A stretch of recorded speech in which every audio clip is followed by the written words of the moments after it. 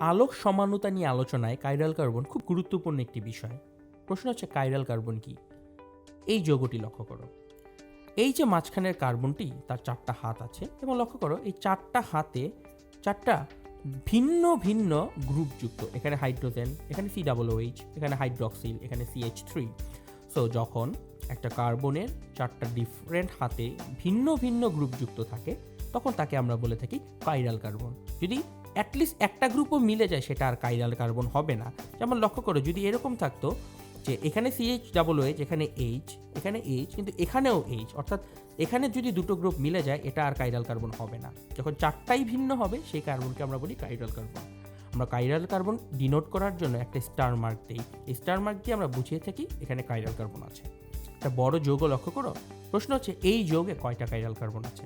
প্রথমত লক্ষ্য করো কার্বন কোথায় কোথায় আছে। এইটা উপরে, তো কার্বনগুলোর নিচে আমরা প্রথমে মার্ক করে ফেলি। প্রথমে এইটাকে লক্ষ্য করি, এর 3 হাতে হাইড্রোজেন যুক্ত আছে। সো 3 হাতে একই গ্রুপ থাকা এটা অবশ্যই কাইরাল কার্বন না।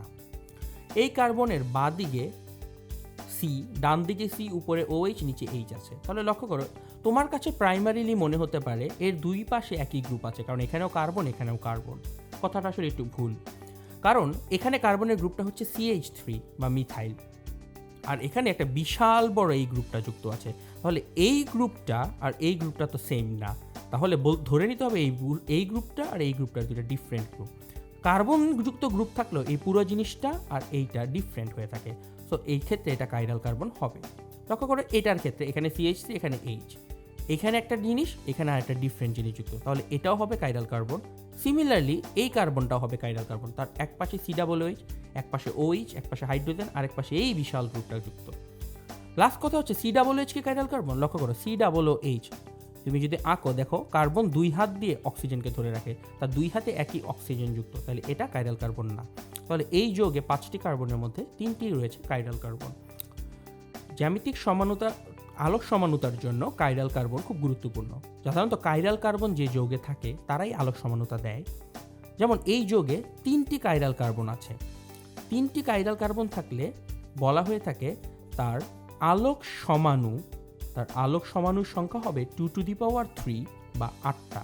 তাহলে সূত্রটা হচ্ছে যদি n সংখ্যক কাইরাল কার্বন থাকে তাহলে তার অপটিক্যাল আইসোমার বা আলোক সমাণুর সংখ্যা হবে 2n, অর্থাৎ প্রত্যেকটা কাইরাল কার্বনের জন্য 2টো করে আলোক সমাণু পাওয়া যায়।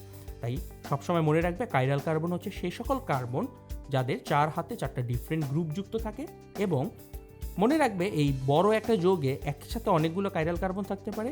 জাস্ট এই কার্বনের এই পাশেও কার্বন, এই পাশে কার্বন থাকার কারণে তাকে একই গ্রুপ মনে করো না, কারণ এই কার্বনটা CH3 আর এই কার্বনটা একটা বিশাল বড় গ্রুপ। তো এই দুইটা অবশ্যই ডিফারেন্ট গ্রুপ হিসাবে বিবেচনা করতে হবে। তাহলে এভাবেই তোমরা যৌগে কাইরাল কার্বন বের করতে পারবে।